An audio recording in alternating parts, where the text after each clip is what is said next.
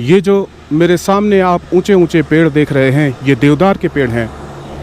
और मैं आपको यकीन दिलाता हूँ कि इस मोड़ के बाद ऐसे खूबसूरत नज़ारों की झड़ी लग जाएगी। दिल थाम के देखिए, सारी बातें सारे राज एक साथ खुलेंगे और आगे वीडियो में आपको पता चलते रहेंगे। लेकिन उससे पहले मैं आपको थोड़ा इन बेमिसाल नज़ारों को दिखा देता हूँ।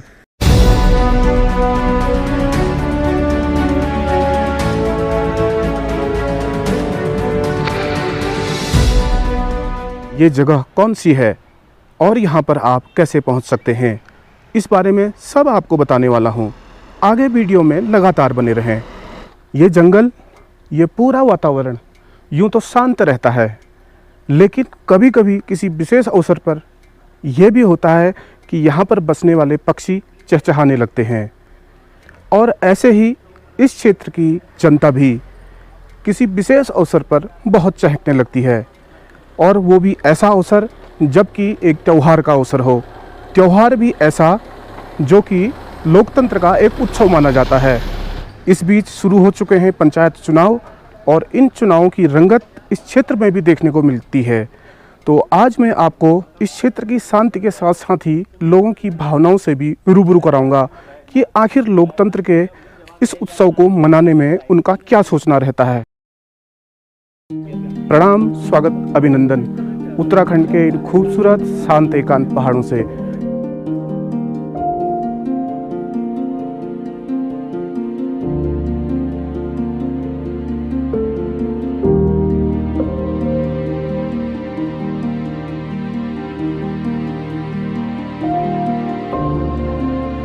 और अब आप लोगों से एक सवाल पूछना चाहता हूं।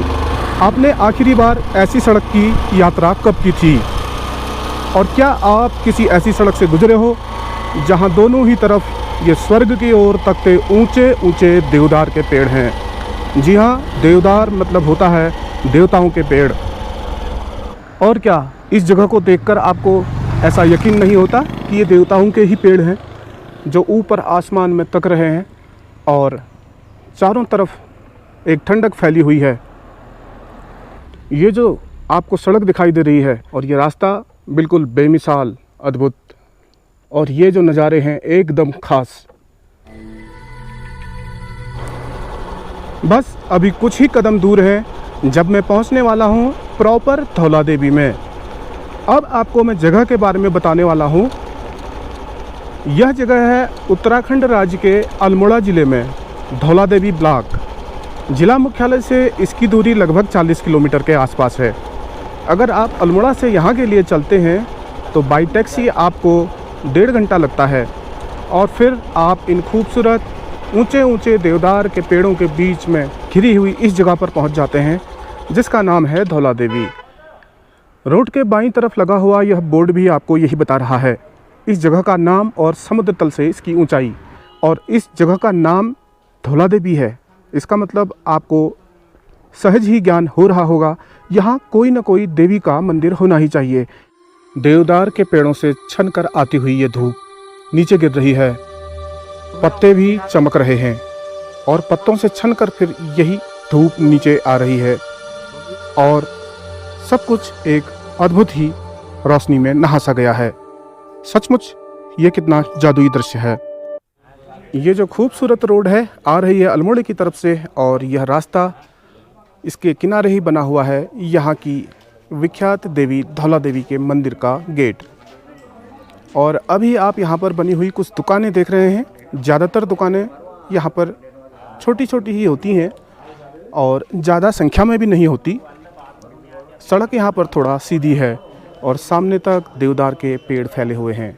जहाँ पर मैं खड़ा हूँ ठीक इसके ऊपर भी देवदार का एक ऊंचा सा दरख्त है। तो अगर बात करूँ दुकानों की, तो दुकानें यहाँ पर ज़्यादा नहीं हैं। आपको यहाँ छोटा सा ही इलाका देखने को मिलेगा। वो सामने से दुकानें शुरू हैं और यहाँ से होते हुए इस गेट तक ही दुकानें हैं, आगे और कोई दुकानें नहीं हैं। और अभी मैं खड़ा हूँ ठीक गेट के सामने। एक बार आपको अंदर ले जा कर के दिखा भी देता हूँ। जिस मंदिर की वजह से जगह का नाम पड़ गया हो, उस मंदिर को एक बार देखना तो बनता ही है।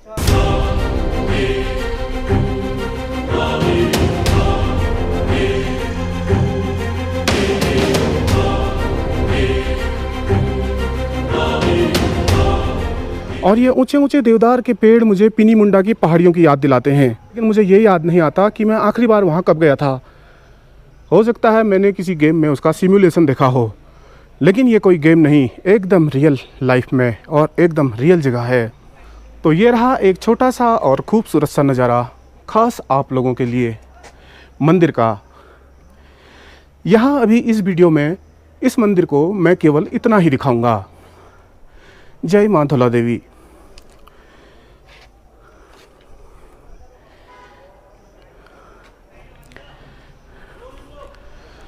यहाँ आने के बाद आपको यहाँ से कहीं भी जाने का मन नहीं करेगा, यकीन मानिए, खुद मेरा नहीं कर रहा।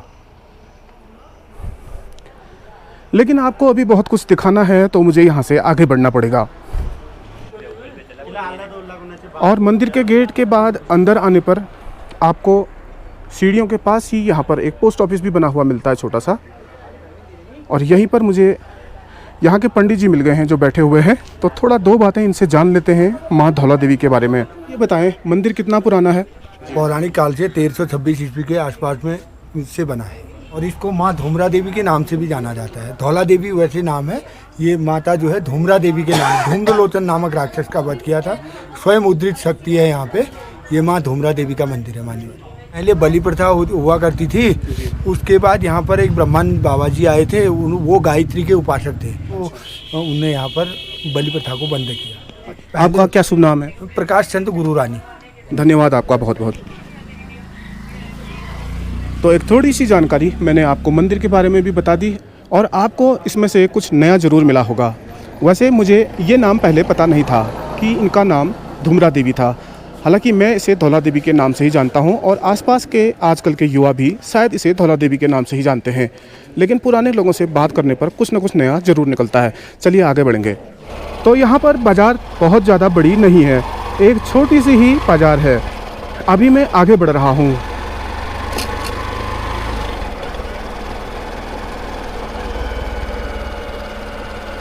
लेकिन आपके जहन में एक सवाल ज़रूर आ रहा होगा कि मैं आपको मंदिर क्यों लेके आया, जबकि मैं आपको अभी लोकतंत्र के त्यौहार चुनावों की बात कर रहा था। ये जो रास्ता दाहिनी तरफ को जा रहा है सीधे दनिया की तरफ और पिथौरागढ़ की तरफ जा रहा है, और बाईं तरफ को जाने वाला रास्ता धौला देवी ब्लॉक मुख्यालय तक जाता है और खेती और भी दूसरे गाँवों की तरफ जाता है, जिसमें यहाँ पर हाल ही में बना हुआ प्रेम मंदिर भी शामिल है। फिलहाल अभी ब्लॉक की तरफ चल रहे हैं।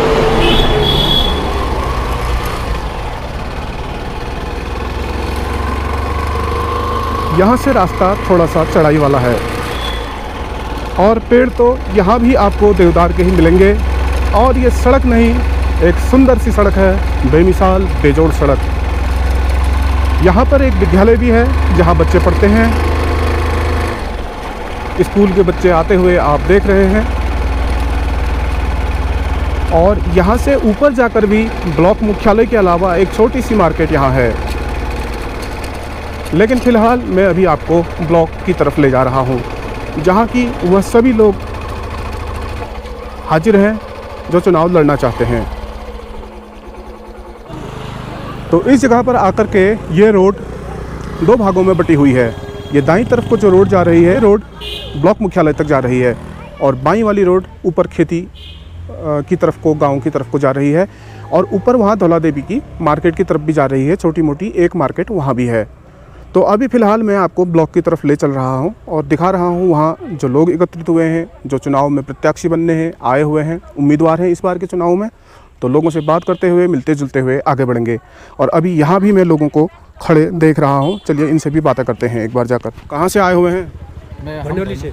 अच्छा, भनोली से हैं। भनोली से। तो आप भी किसी पद के लिए उम्मीदवार हैं? प्रधान। अच्छा, कौन सी ग्राम सभा है आपकी? चौनडुंगरी। अच्छा, तो मतलब क्या उसका कीमत रखी गई है? उसकी कीमत है, आरक्षित के लिए है तुम्हारे 150 रुपया, अनारक्षित के लिए 300, और चालान फॉर्म वैसे 1500 जो जमानत होती है, और आरक्षण के लिए 750 है। अच्छा हाँ। अच्छा, तो प्रत्याशी कौन है? आप हैं? प्रत्याशी में। अच्छा, तो आप आपका शुभ नाम? मेरा नाम भूपाल प्रसाद है, पिताजी का नाम श्री हरीश प्रसाद जी, चौनडुंगरी, तहसील भनोली जी। हाँ। तो एक छोटा सा संदेश बताइए जो आप अपने मतदाताओं से कहना चाहते हैं।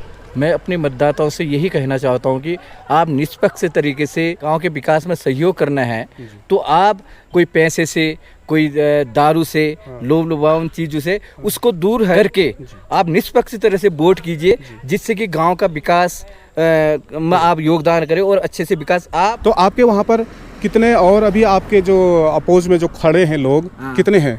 मेरे अपोज में दो कैंडिडेट हैं।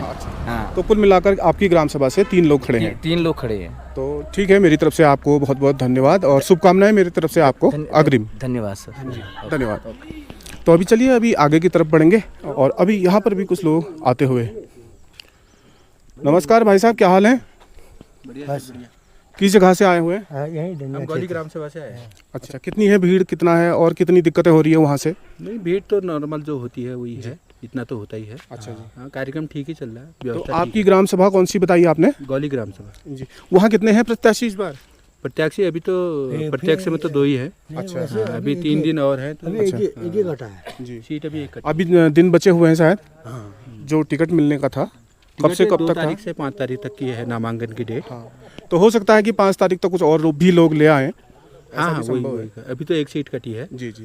तो जी, ठीक है। संभावित जो सीट है वो एक और है। अच्छा, उसके अलावा भी कोई अगर लाना चाहे तो ला सकता है। ला सकता है, सही बात है। यहाँ पर ये है वन विश्राम गृह धौला देवी। अभी आप इस जगह को देख रहे हो और ऊपर ये देवदार का एक बड़ा सा पेड़ आपको दिखाई दे रहा है और सब जगह यहाँ देवदार ही फैले हुए हैं। बीच बीच में क्वारकेस और पाइन के पेड़ भी हैं। ऐसी बात नहीं है कि सारा देवदार ही है, लेकिन यहाँ बहुतायत से देवदार ही है। लोकतंत्र के इस उत्सव को मनाने के लिए लोग आखिर कितने उत्सुक हैं और कितने ऊर्जा और जोश से भरे हुए हैं।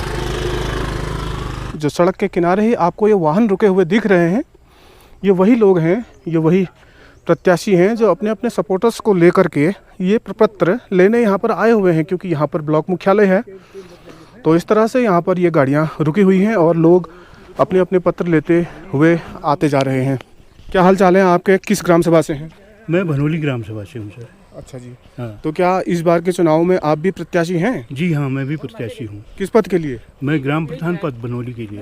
अच्छा जी। तो आपने टिकट ले लिया आज ही? हाँ जी, आज टिकट ले लिया। तो इसमें कितनी आपको दिक्कत आई, कितना सहज रहा? नहीं, कोई दिक्कत नहीं थी, मतलब वो बढ़िया ढंग से चल रहा था, व्यवस्था ठीक हो रही थी। तो आप अपने सपोर्टर्स को लेके आए हुए हैं? जी जी हाँ, बाकी हमारे सभी सपोर्टर भी आपके हैं सपोर्टर? सब। अच्छा, ठीक है ठीक है ठीक है। यही संदेश देता हूँ कि मैं, अगर आपने मेरे को प्रधान पद पर नियुक्त कर लिया तो जितनी भी योजनाएं जिस प्रकार की जिस व्यक्ति के लिए आएंगी मैं उनको बिल्कुल बड़े आसानी से दूंगा उन लोगों को, और क्या कर सकता हूँ। अच्छा सर, आज के चुनाव की अगर बात करें तो इस चुनाव में आपके साथ साथ और कितने लोग अभी दावेदारी कर रहे हैं? हमारे साथ लगभग 3 लोग और दावेदारी कर रहे हैं। अच्छा। हाँ, 3 लोग। जी। तो आप इससे पहले भी प्रधान थे या इस बार पहली बार? मैं पहले भी प्रधान था, 2003 में भी प्रधान रहा हूँ। अच्छा, ठीक है। आपको अग्रिम शुभकामनाएं सर। धन्यवाद सर, धन्यवाद जी, धन्यवाद।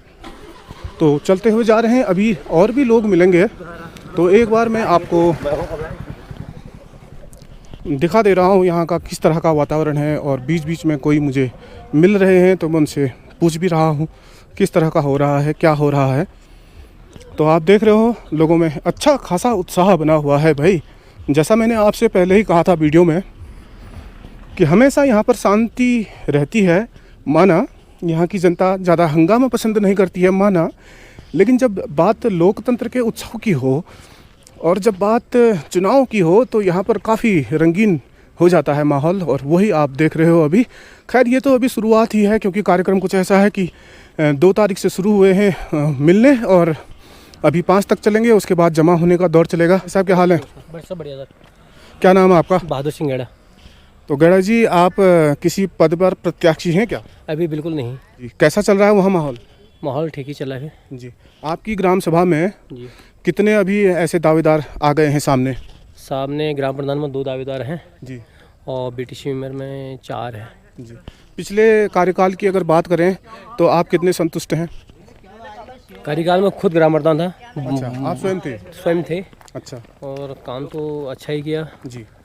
और अभी जो परिवार के अभी गांव में क्या चलता है कि परिवारवाद चलता है जी। इसकी वजह से थोड़ा सा झुकना पड़ा जी। तो इसलिए अभी विराम दे रखा है। जी, ठीक है। धन्यवाद सर आपका, बहुत बहुत थैंक यू सर। जी।